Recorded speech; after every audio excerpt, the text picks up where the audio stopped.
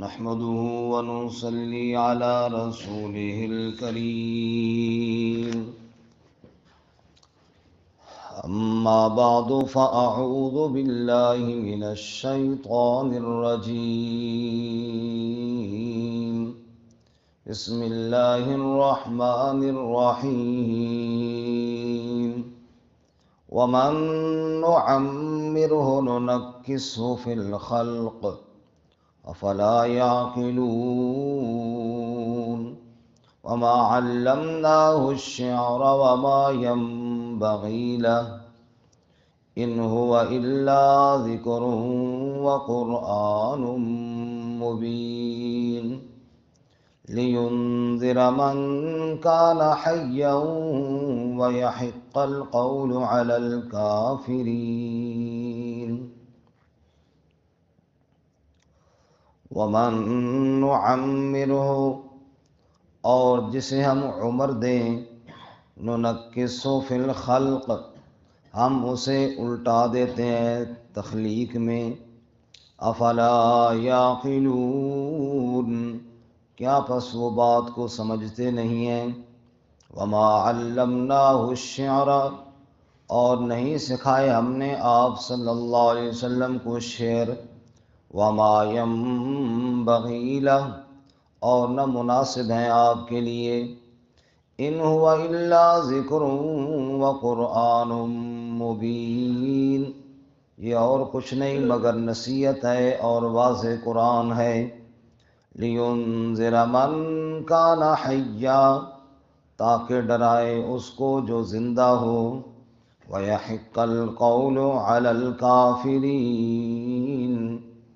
اور ثابت ہو جائے بات کافروں پر سبحان ربک رب العزت عما یصفون وسلام علی المرسلین والحمد للہ رب العالمین اللہم صل علی محمد وعلی آل محمد کما صلیت علی ابراہیم وعلى آل إبراهيم إنك حميد مجيد اللهم بارك على محمد وعلى آل محمد كما باركت على إبراهيم وعلى آل إبراهيم إنك حميد مجيد معزز سامعین، سورہ یاسین کا آخری رکوع آیت نمبر 68، 69 اور 70 تلاوت کی ہیں۔ اللہ رب العزت ان کے مطابق صحیح بیان کی توفیق عطا فرمائے، آمین، اور ہمیں قرآن و سنت پر عمل کرنے کی توفیق عطا فرمائے، آمین۔ گزشتہ سبق میں ہم نے مجرمین کا تذکرہ پڑھا کہ محشر کے دن انہیں موحدین سے الگ کر دیا جائے گا اور پھر ان سے کہا جائے گا کہ شیطان کی عبادت کیوں کی، اللہ کی خالص عبادت کیوں نہ کی، یہ جہنم ہے، اسی میں تم نے داخل ہونا ہے، آج تمہارے منہوں پر مہر ہوگی، ہاتھ اور پاؤں کلام کریں گے۔ اور آخر میں اللہ تعالیٰ نے ڈرانے کے لیے، تخفیف کے لیے، زجر کے طور پر فرمایا اگر ہم چاہیں تو ان کو اندھا کر دیں، اگر ہم چاہیں تو ان کو مسخ کر دیں، اندھا کر دیں تو دیکھیں گے کیسے، اور شکل مٹا ڈالیں تو نہ آگے جا سکے اور نہ پیچھے جا سکے۔ اللہ اپنے پکڑ سے محفوظ فرمائے۔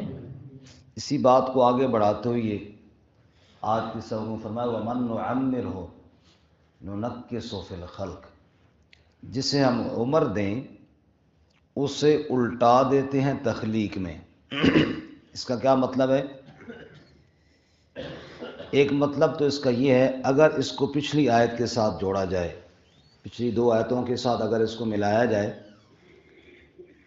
تو پچھلی آیتوں کے ساتھ ملا کر اس کا مفہوم یہ بنتا ہے کہ اگر ہم چاہیں تو اندھا کر دیں، اگر ہم چاہیں تو شکل مسخ کر دیں، اور یہ ہمارے لیے کوئی مشکل نہیں، دیکھتے نہیں ہو ومن نعمر ہو، جسے ہم عمر زیادہ دے دیتے ہیں، ننکسو فی الخلق، اسے ہم تخلیق میں پھر الٹا دیتے ہیں۔ پہلے کمزور تھا، پھر طاقتور ہوا، اب ہم نے عمر زیادہ دے دی، وہی خوراک کھا رہا ہے، وہی غذا کھا رہا ہے، بلکہ پہلے سے اچھی کھا رہا ہے، لیکن بجائے اس کے کہ طاقت بڑھے، اب طاقت گھٹنا شروع ہو گئی ہے۔ بینائی کم ہو گئی، سماعت کم ہو گئی، چلنا کم ہو گیا، بولنا کم ہو گیا، پکڑنا کم ہو گیا۔ یہ ہو گیا ننکس فی الخلق، الٹا ہو گیا تخلیق میں، جیسے پہلے تھا اسی طرح پھر الٹ کر واپس جا رہا ہے۔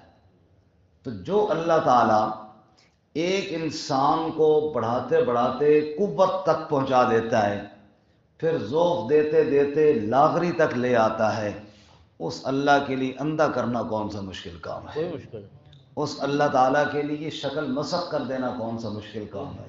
یہ دلیل ہے ان پچھلی آیتوں پر، اگر ہم چاہیں تو مسخ کر دیں، کیونکہ دیکھتے ہو روزانہ کہ ایک انسان کو بچپن سے جوانی تک، پھر جوانی سے بڑھاپے تک پہنچانے والا کون ہے؟ اللہ۔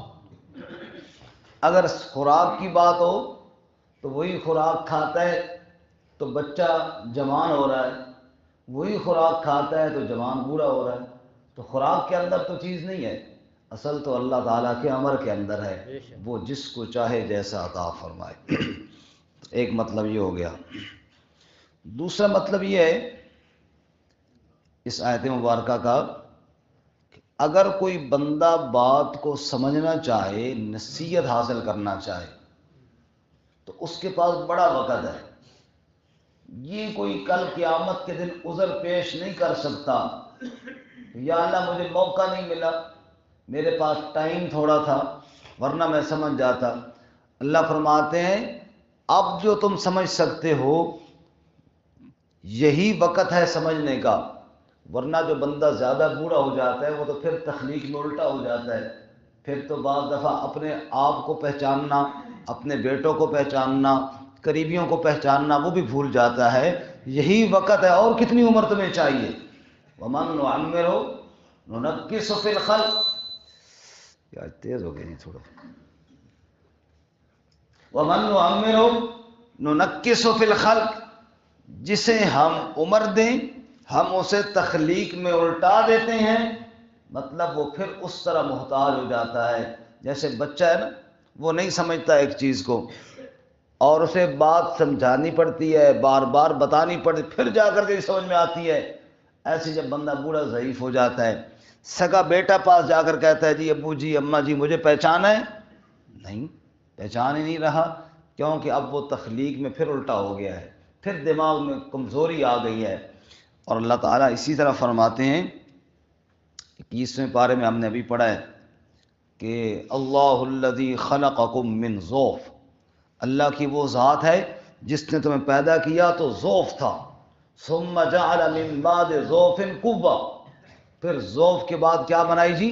قوت، ثم جعل من بعد قوة ضعفا وشیبا، پھر قوت کے بعد ضعف اور بڑھاپا دیا، یخلق ما یشاء، جو چاہتا ہے وہ پیدا کرتا ہے۔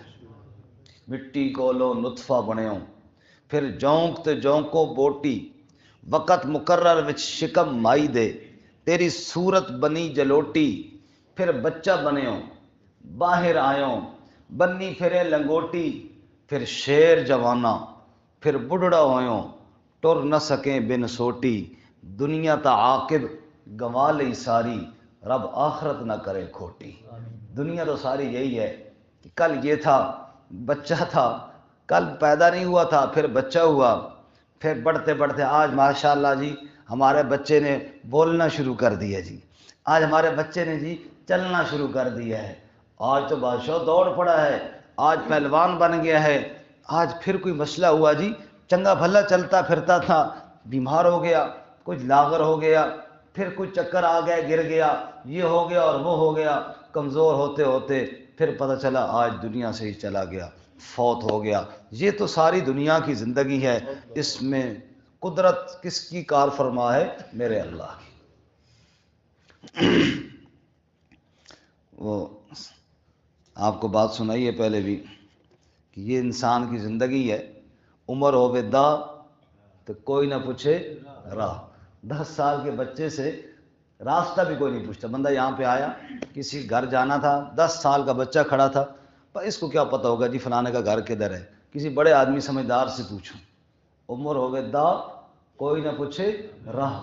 عمر ہوگئے 20 تے ڈھیڈے چویشی. 20 سال کا بچہ ہے, جوان ہو گیا ہے, اور اس کو یہی فکر ہے بس کہیں سے پیسے ملیں, کھاؤں پیوں عیاشی کروں, اسے باقی کوئی فکر نہیں, کوئی غور. عمر ہوئی 30, ہون آ کے پرنی. پرنی کہتے ہیں شادی کو. اب جناب شادی ہو گئی ہے, وہ مصروفیت ہو گئی ہے. عمر ہوئی 40 تو گل وچ پی گئی پنجالی. جب 40 سال عمر ہوتی ہے, اب بچے ہیں جناب, ان کو سکول لے جانا ہے, ادھر فیس دو, ادھر پھر بل والے بجلی کا بل دیں یا گیس کا بل دیں یا سکول کی فیس دیں یا ٹیوشن کی فیس دیں, کوئی سمجھ نہیں آتی. ایسی گل میں پنجالی پڑی ہے جناب. عمر ہوئی 50 تے گل وچ پی گیا پھا. 45 سے پھر آگے پھندے کی طرف چلا گیا. بچے اب تو بڑے ہیں, ان کے لیے مکان بنانا ہے, ان کے لیے شادی کرنی ہے, 100 مسائل ہیں. عمر ہوئی 60 تے ہاتھ میں آ گئی لاٹھ. اب جناب لاٹھی بغیر چل نہیں سکتا. کل بھاگ رہا تھا, آج بغیر سہارے کے چل نہیں سکتا. عمر ہوئی 70, ہر کوئی آ کے 72. کیا کہہ رہے ہیں جی بزرگ, اور چھوڑو جی ہمیں 70 32 چلیں جی. ہمارے یہاں کہتے ہیں نا 70 32 چلیں, یعنی 70 72 میں چھوڑو بس کہتے رہتے ہیں. عمر ہوئی 80, نہ کوئی پوچھے دودھ نہ کوئی لسی. نہ کوئی دودھ لسی کوئی پوچھتا ہی کوئی نہیں ہے. بیچارہ پڑا ہوا, کسی نے کوئی چیز دے دی, بہو نے کوئی پوتے نے جا کر کوئی چیز دے دی تو کھا لی, ورنہ بیچارہ پڑا ہوا ہے. اتنی ہمت خود نہیں ہے کہ اٹھ کر جا کے لے سکے, اور اتنی پیسے نہیں ہیں کہ جناب منگوا سکے. بس پڑا ہوا ہے, کسی نے کوئی چیز دے دی تو ٹھیک ہے, نہیں دی تو نہ صحیح. عمر ہوئی 90 تو کوئی نہ کول بوے, کوئی پاس بیٹھنے کے لیے تیار نہیں ہے. ایسی بیماریاں لگ گئی ہیں, ہر کوئی ڈرتا ہے کہ مجھے نہ لگ جائے. عمر ہوئی 90, کوئی نہ کول بوے. اور عمر ہوئی 100, ہر کوئی آ کے ہونتا مگروں لو. ہونتا مگروں یعنی ابھی تو جان چھوڑو, ہر کوئی تنگ ہو جاتا ہے. اولاد تنگ ہے, رشتہ دار تنگ ہے. اللہ تعالیٰ ایسی نکمی عمر سے بچائے. قرآن میں ہے نا, اللہ تعالیٰ فرماتے ہیں بعض لوگوں کو نکمی ارذل العمر, نکمی عمر مل جاتی ہے. اور نکمی عمر کیا ہے کہ کوئی پہچان نہیں رہتی, کوئی سمجھ نہیں رہتی, کوئی زندگی کا مشن نہیں رہتا, کوئی کام کرنا چاہے تو کر نہیں سکتا, مصیبت اور بوجھ بن جاتا ہے رشتہ داروں پر بھی. اللہ تعالیٰ ایسی عمر سے بھی محفوظ فرمائے, اللہ کام والی عمر نصیب فرمائے. بہرحال یہ ہے انسان کی زندگی. اللہ فرماتے ہیں غور کیوں نہیں کرتے ہو. کہتے ہیں بوڑھا آدمی جا رہا تھا, بڑھاپے میں کمر جھک گئی, کمر جھکی ہوئی جا رہی تھی. لڑکے شرارتی ہوتی ہے, کسی لڑکے نے کہا بابا جی کیا ڈھونڈ رہے ہو. سر جو جھکا ہوا تھا نا, بابا جی کیا ڈھونڈ رہے ہو. بابا نے کہا پتر جوانی گر گئی ہے, وہ ڈھونڈ رہے ہوں جی. ادھر کہیں میری جوانی انہی گلیوں میں گری ہے, وہ ڈھونڈ رہا ہوں. انہی گلیوں میں انہی راہوں پہ گری ہے, مل نہیں رہی. جو گزر گیا وقت وہ دوبارہ ہاتھ نہیں آتا. وَمَن نُعَمِّرْهُ نُنَكِّسْهُ فِي الْخَلْقِ, اور جسے ہم عمر دیں اسے الٹا دیتے ہیں تخلیق میں. افلا یعقلون, کیا وہ عقل نہیں رکھتے, بات کو سمجھتے نہیں ہیں. جو رب نے کہا ہے اس کو سمجھے نا, اور اپنی آخرت کی فکر کرے نا. وما علمناہ الشعر وما ينبغی لہ, بجائے اس کے کہ سمجھتے, الٹا نعوذ باللہ قرآن کو کہتے شاعروں کا کلام ہے, نعوذ باللہ. اللہ فرماتے ہیں وما علمناہ الشعر, ہم نے آپ صلی اللہ علیہ وسلم کو شعر نہیں سکھائے. وما ينبغی لہ, اور نہ آپ کی شان کے مناسب ہے کہ آپ کو شعر آتے ہوں. اللہ نے شعر سکھائے نہیں اپنے نبی صلی اللہ علیہ وسلم. ان هو الا ذکر وقرآن مبین, یہ کوئی شعر شور نہیں ہے, یہ تو نصیحت ہے اور واضح طور پر رب کا قرآن ہے. کہو سبحان اللہ. سورۃ الشعراء میں اللہ فرماتے ہیں, سورۃ الشعراء فرمایا والشعراء یتبعہم الغاوون, شاعروں کی اتباع کرنے والے اکثر بھٹکے ہوئے گمراہ لوگ ہوتے ہیں. الم تر انہم فی کل وادی یہیمون، دیکھتے نہیں ہو شاعر کس طرح وادیوں میں بھٹکاتے پھرتے ہیں لوگوں کو، وَأَنَّهُمْ يَقُولُونَ مَا لَا يَفْعَلُونَ، جو وہ کہتے ہیں وہ کرتے نہیں ہیں۔ سورۃ الشعراء میں جو ابھی میں نے آیتیں 3 پڑھی ہیں، ان 3 آیتوں میں شاعروں کی 3 صفتیں بیان ہوئی ہیں۔ کتنی صفتیں جی؟ نمبر 1، ان کے اتباع کرنے والے اکثر گمراہ ہوتے ہیں۔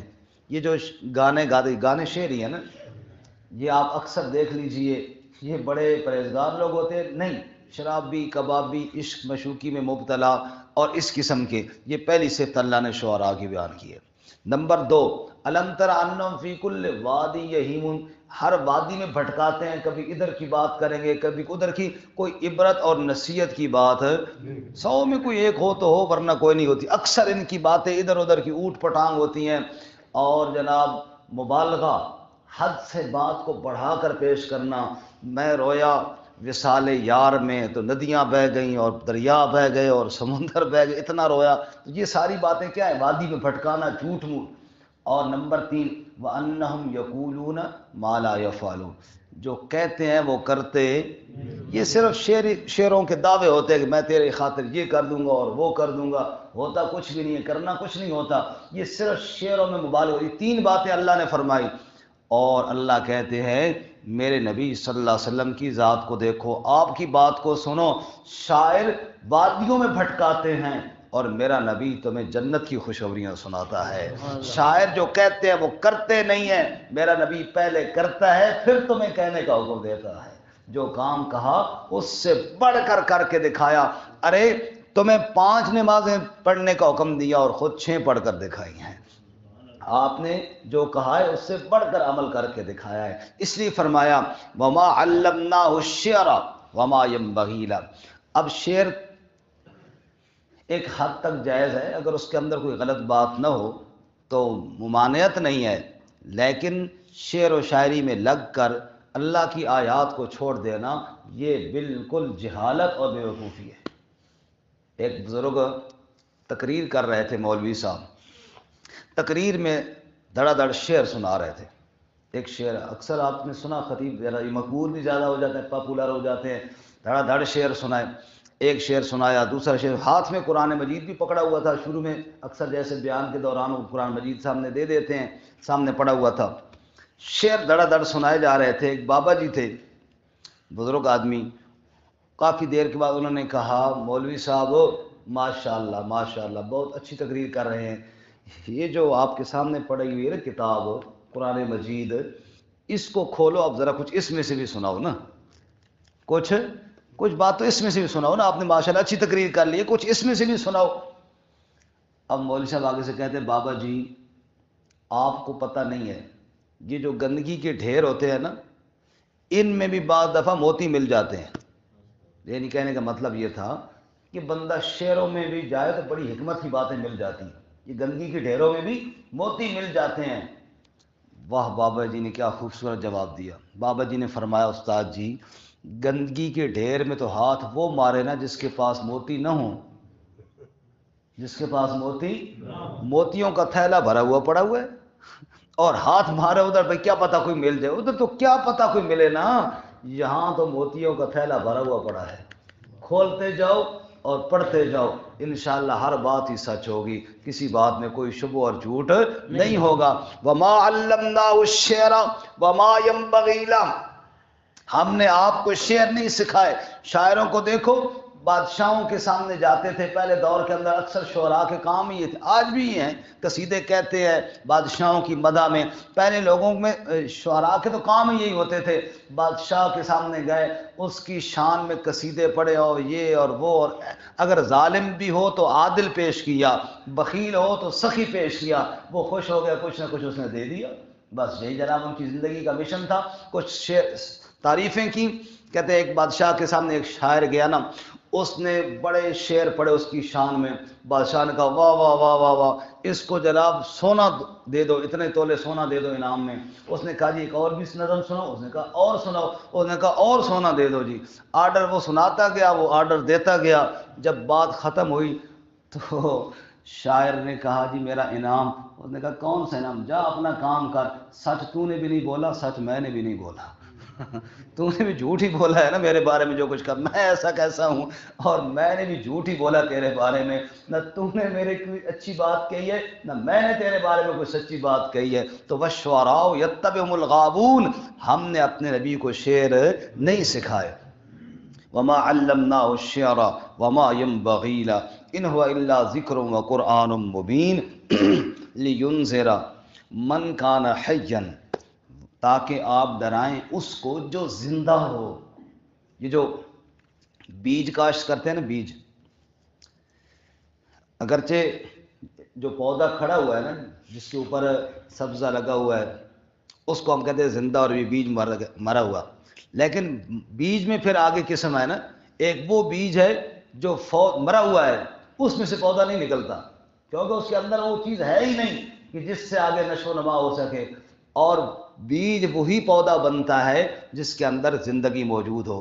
لینذر من کان حیا، ایمان جو لائے گا وہ تو سبز و شاداب پودا بن جائے گا نا، لیکن ایمان لائے گا کون؟ جس کے اندر انسانیت موجود ہوگی، جس کے اندر زندگی موجود، جیسے بیج وہی پھلتا پھولتا ہے جس میں زندگی موجود ہوتی ہے، جو مرا ہوا بیج ہے وہ جناب اس کو پانی دو کھاد دو نہیں، اس سے پودا ہی نہیں بنتا۔ لینذر من کان حیا، جس کے اندر کچھ انسانیت ہوگی، کچھ طلب ہوگی، میرا نبی تیری باتیں سن کر وہ سرسبز و شاداب پودا بن جائے گا۔ وَيَحِقَّ الْقَوْلُ عَلَى الْكَافِرِينَ، اور کافروں پر بات ثابت ہو جائے گی، یعنی اللہ تعالیٰ کے عذاب کا فیصلہ ہو جائے گا۔ اللہ تعالیٰ ہمیں عمل کی توفیق عطا فرمائے۔ شاعروں کا ذکر ہوا تو ایک چھوٹی سی بات یاد آئی ہے۔ ایک شاعر کسی مشاعرے میں گیا نا، بادشاہ تھا، اس نے مشاعرہ رکھا، مختلف شعراء کو بلایا، ہر شاعر نے اپنا اپنا کلام پیش کیا۔ ان شاعروں میں دو شاعر ایسے تھے کہ ان میں سے ایک استاد تھا اور دوسرا اس کا شاگرد تھا، دونوں نے اپنا کلام پیش کیا، استاد نے بھی اور شاگرد نے بھی، لیکن بادشاہ کو شاگرد کا کلام پسند آیا، استاد کا پسند نہ آیا۔ اس نے اس کو انعام دیا، اور انعام کے بعد کیسر صاحب سنو نا جی ایک گل تسی، اس نے انعام دیا، اور انعام کے بعد اس نے اس شاگرد سے کہا کوئی اور شعر بھی سناؤ، فرمائش کی، اس نے اور سنائے، وہ اور خوش ہوا، اس نے اور انعام دیا۔ جو حسد ہوتا ہے نا یہ بڑا برا ہوتا ہے۔ اب استاد کو جو انعام نہ ملا نا تو اس کو آیا حسد، ورنہ اسے خوش ہونا چاہیے، چلو یار مجھے نہ صحیح میرے شاگرد کو تو انعام مل گیا، اس سے آیا حسد۔ اب وہ سب کے سامنے بتانا چاہتا ہے کہ یہ میرا شاگرد ہے، اس کو شاعری میں نے سکھائی ہے۔ تو استاد لڑکوں کو طالب علمی دور میں بعض شغلی طور پہ نام لیتے ہیں، مثلا کوئی نام اچھا ہو تو پھر تھوڑا شغل میں بگاڑ کے بھی لے لیتے ہیں، وہ مودے وہ فلانے، اس قسم کا نام جو لیتا تھا نا اس وقت، اس نے اس شاعر کا وہی نام لیا، وہ مودیا سکا جی استاد جی، اسی طرح بڑے ادب سے آگے بولا جی استاد جی، اوے تو جب میرے پاس ہوتا تھا شاعری سیکھنے آتا تھا اس وقت بالکل نکما نکھٹو اور چول قسم کا ہوتا تھا، آج بڑے انعامات لے رہا ہے۔ اس نے کہا استاد جی آپ کے پاس رہتا تو چول کا چول ہی رہتا، آپ کے پاس رہتا تو واقعی چول تھا، چول کا چول ہی رہتا، بس استاد جی جب سے آپ سے دور ہوا ہوں نا تب سے اللہ نے عزتیں دینا شروع کر دی تو حسد جو ہے نا انسان کو خواہ مخواہ ذلیل کر دیتا ہے، اللہ میں حسد سے محفوظ فرمائے۔